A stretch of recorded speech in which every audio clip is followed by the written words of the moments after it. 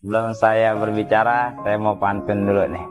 Masak air biar matang, tukang balon di dekat blender. Hari ini saya ucapin selamat datang buat Anda para calon miliarder. Perkenalkan, nama saya Afrial. Latar belakang saya, dulunya saya cuma kondektur bus PPD saja, Kampung Melayu Grogol 213. Jadi kalau hari ini Anda melihat wajah saya dan di dalam pikiran Anda mengatakan, kayaknya saya pernah lihat orang ini di mana ya? Mungkin Anda sering naik mobil saya, Bapak Ibu sekalian. Latar belakang saya asli orang Betawi asli, tinggal daerah Kampung Melayu, usia saya 33 tahun. Bapak Ibu sekalian, kurang lebih 1 tahun saya jalan hidup begitu keras. Dari mulai jadi kenek, bahkan saya sampai nyambi jadi calok cetakan. Ya, di daerah Pramuka. Jadi begitu pulang narik, saya ke Pramuka. Bahkan saya lakukan itu, kadang-kadang saya nggak tidur 1 hari 1 malam, bahkan kadang 36 jam saya nggak bisa tidur. Hanya saya pengen punya uang, saya pengen punya tabungan. Bagaimana tabungan itu suatu saat saya bisa belikan rumah buat orang tua saya.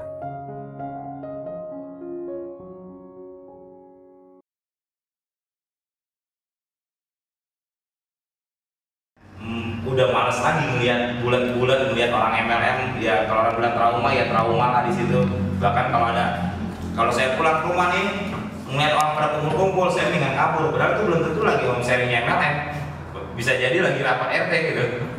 Ya, nah tetapi saya menjaga harga diri saya untuk tidak balik lagi ke terminal. Ya saya mendingan nganggur waktu itu sambil nyari peluang. Cuma saya nggak mau lagi balik ke terminal. Jadi karena dulu kalau saya main MLM, kalau saya udah mulai main nih, teman-teman saya nyalain saya, lu jangan deket-deket lagi, kenapa? Udah gila lagi tuh, udah ngomongin puluhan juta, ratusan juta, bahkan dicelanya kayak gitu kan. Nah, giliran saya sukses kan, tapi emang dasar orang negatif gitu. Kita ngajakin, gaya bicaranya begitu. Terus giliran kita udah sukses, balik ke terminal, ngajak lagi teman-teman, jawabannya gampang lagi. Itu emang udah rezeki lo aja ya. Nggak enak banget kan gitu. Itu emang rezeki lo aja, simpel aja dia ngomong. Nah giliran kita gagal, balik lagi ke terminal, ya lo emang enak, miskin lagi. Nah saya nggak mau ditunjuk kayak gitu. Udah 3 kali saya main-main ditunjuk kayak gitu, karena udah 3 kali balik ke terminal gitu. Akhirnya cuma saya nggak ngerti apa yang saya mesti kerjain gitu. Saya pikir kalau saya kerja di kantoran ya usia. Yang kedua ya saya bicara jarang pelan. Ini aja nggak pakai mic, saya ngomong kenceng ya maklum udah nelon-nelon. Udah lain gitu. Di terminal ngomong udah nggak bisa pelan pak. Ya kalau pelan-pelan ngomong ada kedengeran gitu kan. Jadi tinggi saya memang udah gede gitu kan. Jadi saya pikir kalau saya kerja kantor, selain gaji yang kecil, yang kedua saya pasti langsung dipecat. Kenapa ya? Orang kerja di kantor mana ada ngomong kenceng pak. Kalau di kantor kan ngomong gitu, saya kan nggak bisa. Jadi kalau saya kerja di kantor pasti rusuh gitu kantor, udah langsung bosnya ngomel gitu. Nah untungnya Desember akhir saya ditelepon oleh Pak Wancen, ditelepon diajak bisnis seperti ini. Nah tadi kan saya bilang kondisinya saya udah malas main MLM. Saya selalu jadi ketika Pak Wancen ngajak saya tembak langsung bisnis apa bos MLM ya. Kan udah pasti lah kalau teman kita pernah main MLM jarang nelfon kita, terus tiba-tiba nelfon kita lagi, pasti yang ngapain? Prospek dong, MLM dong gitu, gak usah basa-basi deh gitu kan. Lu gak usah nanya rumah gua di mana, ntar itu urusan belakangan, lu perlu apa nih gitu kan. Pernah gak ngerasain gitu? Ya, nah jadi saya pun gitu, saya bilang MLM lagi ya bos. Wah, tenang aja, saya langsung tembak. Kalau jual-jual produk enggak lah, saya bilang males gua, tahu sendiri gua orang Betawi biar miskin sombong. Jualan produk nggak dianggap apa ditolak orang, mendingan gua kasih aja dah barang gitu. Daripada gua rayu-rayu, males gitu. Dia ketawa aja. Nah, dia bilang bukan MLM. Nah, saya tanya lagi, apaan? Asuransi. Nah, pasti kalau kita ditelepon orang ada teman kita nelfon kita mau menjelaskan sebuah bisnis, di kepala kita biasanya kan cuma 2 tadi. Kalau nggak MLM atau asuransi gitu. Dan saya pun udah cukup trauma sama asuransi. Kenapa? Saya pernah nabung di asuransi itu 2 tahun, sebulan 500.000. Berarti 1 tahun kan 6 juta. 2 tahun 12 juta gitu. Nah ketika saya bangun nggak punya duit, pikir saya ya setidak-tidaknya masih ada lah duit 10 juta gitu kan. Karena agennya nggak nerangin tuh biaya akuisisi lah, biaya asuransi lah, enggak, pokoknya dia nerangin tahun sekian dapat sekian gitu kan. Nah jadi ketika saya butuh uang itu ternyata begitu saya mau ambil cuma 1,7 juta, sakitnya tuh di sini banget gitu. gila duit gue hilang segini banyak gitu kan. Dia pengen 12 juta, kira perlu tinggal 1,7 juta gitu. Nah jadi saya kalau ketemu orang asuransi itu bawaannya udah malas aja. Karena orang asuransi kadang-kadang kerjaan gitu kan ngomongin cacat tetap, penyakit kritisnya yang biasa istri saya lakukan gitu loh. Ya orang asuransi kan ngomongnya gitu, orang nakut-nakutin gue doang gitu, lama-lama gue beli produk itu hilang gitu kan. Jadi saya mindset saya itu udah kayak gitu. Nah jadi ketika Pak Kuancen ngajak saya, dan ini saya sharingin artinya Bapak Ibu sekalian bisa duplikasikan caranya Pak Kuancen ya. Jadi ketika saya ditelepon itu kondisinya saya negatif, sangat negatif. MLM saya langsung tolak. Asuransi saya langsung tembak, kalau asuransi gue nggak mau bos. Jadi ibaratnya dia baru mau ketok pintu mau masuk, saya udah blok tutup pintu depan. Dia mau lari ke pintu belakang, saya udah tutup. Ya cuma emang dasar leader, ya pintu depan saya tutup, pintu belakang tutup, dia naik dari jendela. Gitu. Kenapa? Dia gunakan kalimat yang saya nggak bisa tidur. Kuancen waktu itu cuma bilang, percaya deh sama gue, lu nggak akan tolak gue punya bisnis. Makanya ketemuan. Ini bisnis bukan asuransi, ini bukan MLM. Kira-kira kalau digituin gimana? Penasaran ya? Ya saya bilang MLM, dia bilang bukan. Saya bilang asuransi, dia bilang bukan. Dan dia gunakan kalimat magic word-nya tadi. Taruhannya sama gue, lo ketemu gue dulu deh. Dan kata-katanya itu bukan lo tinggal di mana, gue ke rumah lo ada kapan? Enggak, lo ketemu gue dulu deh. Jadi kan dia butuh, tapi dia kesannya nggak butuh kan? Taruhan, lo nggak akan tolak gue punya bisnis. Malam-malam semacam mau nggak bisa tidur mikirin omongan Kuancen, apaan yang dia mau tawarin ini, jangan-jangan bisnis bagus nih gitu kan. Nah akhirnya pagi-pagi jam 7 saya telepon, dia masih ngorok. Ya berarti kan saya nggak bisa tidur, dia tidur kan. Kadang-kadang kan orang MLM itu prospek orang yang di prospeknya tidur pulas, dia yang nggak bisa tidur. Tadi gue menangin salah nggak ya? Bener nggak ya? Bener nggak begitu kan? Jangan-jangan gue salah ngomong, dia gabung nggak ya? Kita aja yang kepikiran, dia mah pulas. Nah itu orang amatir, kalau mau profesional tuh kayak Kuancen gitu. Dia lempar kail, udah gue mau makan syukur, enggak udah gue ganti kail, ganti tempat lagi gitu. Nah akhirnya saya telepon, saya ketemu Pak Kuancen. Terus terang ketika dia bicara pertama ketemu 20 menit pertama saya masih biasa aja, tetapi begitu masuk ke ranah bisnisnya berubah raut muka saya yang tadinya cuma 5 watt berubah jadi 1000 watt gitu. Ya orang kalau punya harapan kan bersinar aja muka, ya kan? Kalau waktu saya ketemu Pak Kuancen baru ketemu itu udah 5 watt kayak lampu angkringan, aduh, bener-bener kan gitu. Ya kenapa orang nggak punya duit, tidak miskin kan gitu. Tapi saya merasa nih ada harapan nih. Itu saya pulang ke rumah, anak saya umur 9 tahun yang paling kecil, saya ajak meeting, bahkan dia mau ngerti mau enggak, saya cuma bilang doain papa nih. Pokoknya nih bisnis bagus nih, kita bisa kaya nih, tenang aja lah. Papa cuma ketemu 3 orang bagus aja. Oh gitu Pak? Iya. Doain kan? Iya. Aminin nak? Amin. Nah, alhamdulillah. Udah dia mau ngerti mau enggak, pokoknya saya ngomong. Ya, saya biasain kalau saya punya mimpi, sharingin mimpi kita cerita. Banyak orang punya mimpi dia nggak berani cerita, nggak berani ngomong ke tetangga, nggak berani ngomong ke orang-orang dia sukai, dia sayangi. Kenapa? Kalau nggak kesampaian kan nggak ada yang tahu. Kan gitu, gue nggak malu. Justru, nah ini kan karena udah positif kita sharing ya. Justru ketika Bapak misalnya udah punya keinginan sesuatu, punya niat mau jalan bisnis, punya mimpi, sharinglah kepada orang-orang terdekat, orang-orang yang dicintai. Kenapa? Dari situ kan mereka doain kita, dan dari situ kita kepacu gitu. Karena saya, wah kapan punya mobil? Entar belum. Kalau sekarang sih nongkrong kita ke terminal tuh ada Mercedes Benz, mobil gede banget. Ya kalau PPD kan Mercedes Benz, lihat aja PPD kan. Cuma bedanya sama Mercedes yang biasa itu, kalau yang sadar kan dia 4 pintu, ini cuma 3 pintu, cuma jendelanya 12. Kan bus kota jendelanya 12 gitu. Ya tapi saya terpacu di situ gitu. Ya setiap Sabtu saya bawa anak saya presentasi, dari mulai saya dengerin bareng anak saya sampai saya presentasi, saya lagi presentasi anak saya lari-lari aja. Makanya saya bercanda aja ya, beginilah kalau duda presentasi gitu. Anak saya bolak-balik dia nggak mau tahu kan bapaknya lagi kerja gitu. Pulang jam 6 sore anak saya udah ngantuk, saya bawa kain kain emak-emak gitu kan, saya buat ikat itu anak biar dia kagak jatuh. Kakaknya saya suruh masukin tangannya ke belakang, udah ikat dua-duanya aman deh. Itu pulang lempeng aja, nggak belok-belok ke mall, nggak ada duit gitu kan. Makanya ketika bulan ketiga saya langsung tembus posisi silver, saya ngerasain bonus 13 juta. Saya bawa anak saya ke mall, itu kalimat pertama saya ingat banget, anak kecil kan nggak bisa dibohongin. Ketika saya naik motor saya bilang, nak kita jalan-jalan sekarang ke mall, kita belanja. ya mau makan enak, mau beli baju, ayo. Begitu saya menyetar motor, nah saya nengok yang kecil, Pak, kamu punya duit? Iya. saya jawab kan, nah ada nak, nyala motor, aduh Pak, wah beneran Bapak punya duit? Iya ampun, iya ada duit. Saya jangan gue trauma kan ya. Saya langsung mikir berapa bulan ya gue nggak ngajak semua ya. Ya dari mulai nganggur, 9 bulan saya bilang pantas aja nggak apa namanya langsung mikir gitu beneran nih bapaknya punya duit gitu ya. Nah alhamdulillah baru sekalian dari situ rezeki saya jalan gitu ya. Saya ketemu orang-orang yang saya prospek baik yang saya kenal maupun yang saya nggak kenal itu alhamdulillah dari 17 orang yang saya ajak di bisnis 3i ya itu 16 orang bergabung dan itu saya tidak pernah ngerasain di dunia MLM. Kalau di MLM saya ngerasain ngajak 10 orang yang nolak 15. Iya. Ngajak 10 yang nolak 15, kita ajak suaminya di sini dari belakang, awas oleh gabung cerai. Tapi di sini luar biasa kan, malah yang sekarang terjadi kita ngajak 1 orang yang nabung bisa 3 orang istrinya, soalnya itulah enaknya bisnis kita Bapak sekalian ya.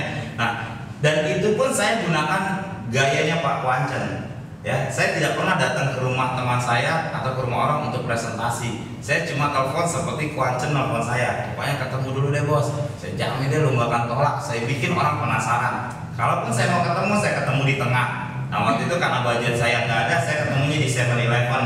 Ya, daerah Bekasi, Kalimalang itu dari situ-situ aja tuh saya main. 7-Eleven saya tahu persis dulu waktu itu saya ngopi 7.000. Jadi saya ajak dia ketemu di server, saya nggak kasih masuk. Kalau kasih masuk tadi nyomot-nyomot saya nggak punya duit. Pokoknya dia duduk dulu, bos ngopi ya.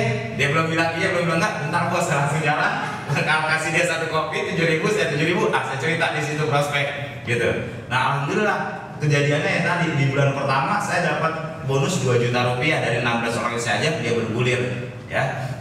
Untuk modal bisnis ini saya cuma saya gadein motor saya, BPKB motor saya. Ya, saya nabung 350.000, saya niatin untuk bisnis ini.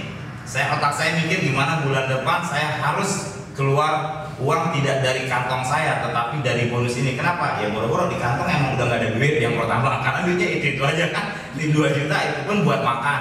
Jadi harus keluar dari bonus gitu. Makanya saya kalau ngeliat orang pokoknya 50.000 perak ya bonus sponsor, kalau ngeliat gocap gitu. Gak mau tahu, pokoknya saya hajar seperti itu. Nah akhirnya bulan kedua saya terima bonus 2 juta. Ya alhamdulillah kan nabung 3,5 masih ada sisa kan. Nah dari situ saya bergulir bulan berikutnya saya bonus 5 juta, naik 13 juta. Ya terus kemudian 8 di bulan ke-8 saya tembus 30 juta. Di bulan ke-13 saya udah 50 juta. Nah saya pikir waktu itu mungkin tahun ketiga saya 100 juta penghasilan, tapi alhamdulillah kalau kasih rezeki bulan kemarin saya terima udah di atas 100 juta per bulan. Lumayan nggak? Duit semua tuh yang berdaun. Iya saya kadang-kadang pakai juga, gue cepet bener kayaknya gitu ya. Kayaknya cepet bener gitu ya. Nah makanya kadang-kadang masih nolak Pak, wajar aja deh. Kayaknya nggak dari dulu gitu. Ya kemarin istri saya kan nemenin saya ke kantor pusat. Ya ini tasnya ini nih. Ya hari Sabtu saya presentasi, udah rapi nih pakai jas. Orang kan tas ini bawa begini kan. Ya saya nggak begini. Saya ikutan. Langsung istri saya udah titanium jangan kayak kenek. Gue masih norak aja gitu. Masih 100 juta buat tas jalan begitu. Ya, tapi ceritanya kayak gini lah, ini true story lah ya. Bahwa ya saya apa adanya seperti ini gitu ya. Jadi saya pikir ini bisnis keren gitu. Anda cukup di sini punya kepercayaan diri yang tinggi. Bisnis ini kalau mau orang percaya sama kita dulu percaya. Kalau kita mau pengaruhin orang, ya kita akan bisa membuat orang percaya dengan bisnis ini kalau kitanya tidak percaya dulu, tidak pede dulu istilah saya. Nah kalau kita udah pede, kita pasti bisa bikin orang pede. Bapak sekalian, kunci saya waktu itu di awal saya hanya pede. Ya saya nggak jago presentasi di awal. Terus terang saya nggak jago.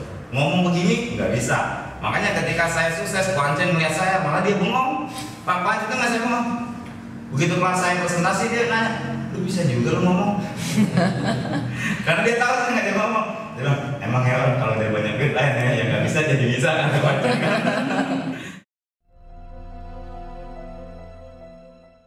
Hai, perkenalkan nama saya Afrial. Mungkin dulunya saya kurang lebih beruntung daripada Anda, karena saya hanyalah seorang knetbus yang hidup di bawah garis ekonomi. Namun saya tidak ingin membicarakan hal tersebut kepada Anda. Biarlah itu menjadi masa lalu indah saya. Namun, hal yang paling menarik adalah ternyata menabung bisa menjadi pipa penghasilan baru untuk Anda.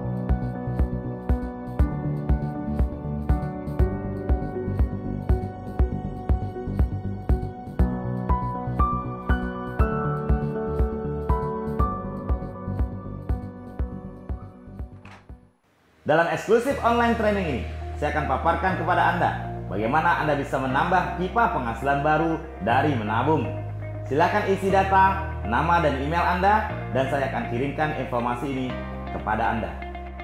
Satu lagi, bahkan saya akan memaparkan juga kepada Anda bagaimana perjalanan hidup saya yang dulunya hanya seorang knetbus, sehingga hari ini saya bisa memiliki apa yang saya impikan selama ini, sehingga Anda bisa mengambil nilai positifnya. Segera isi data Anda di samping atau di bawah video ini, dan saya akan kirimkan informasi ini kepada Anda melalui email. Apa yang Anda tunggu sekarang? Isi data Anda, dan sampai jumpa di video selanjutnya.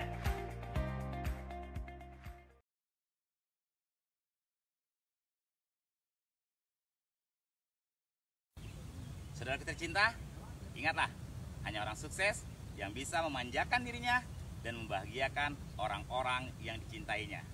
Hari ini saya bersama anak saya, kami akan main golf di bawah Gunung Salak. Oke, nikmati terus keseruan kami. Gokros!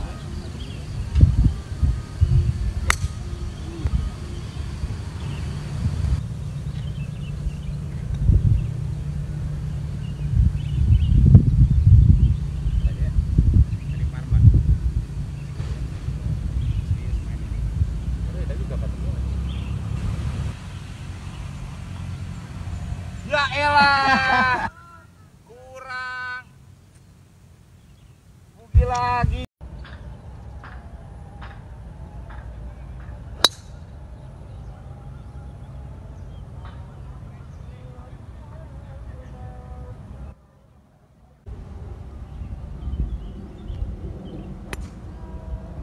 Ya nggak nyampe.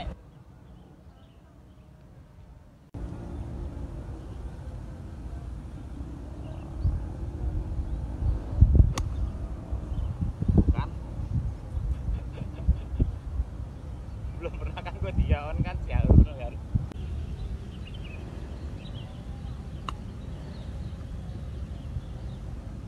Masuk, masuk, masuk. Ais. Ayo cari Pak.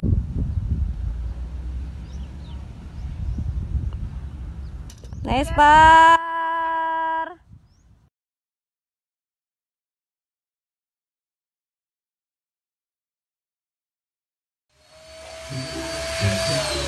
Yang besar, maaf yang besar. Tolong kakinya dulu. Nah, saya mau vakum dulu ini yang besar ya, maaf ya.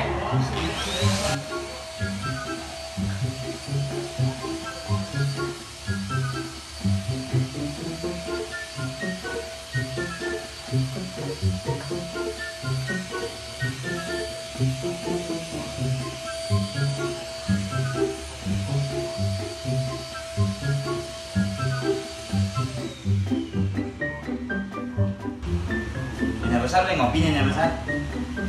Belum? Udah? Oh. Nah, kalau belum kan saya bikinin kopinya yang besar.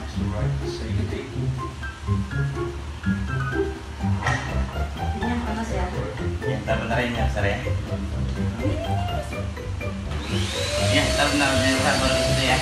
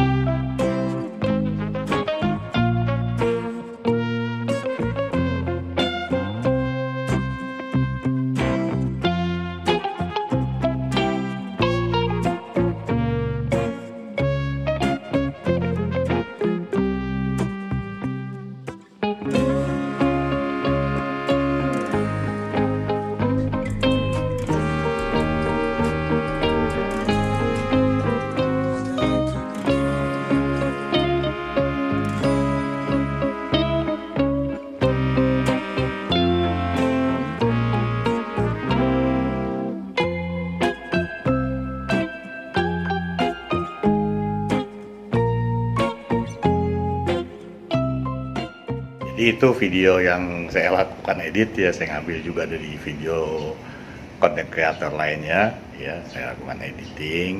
Beliau adalah mentor saya di bisnis 3 Network ya. Dia ngajarkan saya bisnis itu jangan bikin ribet gitu. Lu bisnis juga kan uang ditabungin juga gitu. Lu punya bisnis di sini, lu tinggal nabung doang, lu simpen duitnya, lu ajak 3 orang buat juga nyimpen duitnya. Ya udah, jadi gitu aja, bisnis jangan bikin ribet ya. Gitu katanya. Oke. Bang El, kita tunggu nanti di Palembang ya. Tapi ya, kali ini kita tunggu tadi Palembang.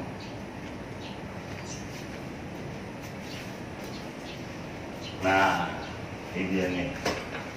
Dia udah punya. Cuma nih.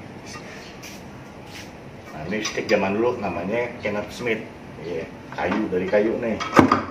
Nggak ada maruman. Ini nggak tahu, ini juga stick.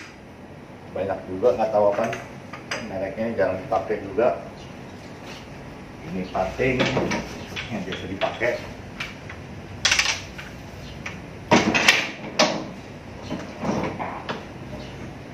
Jadi udah 10 tahun kagak main-main, nggak turun-turun lagi. Selain ini juga main ini mancing di kolam. Nah gitu.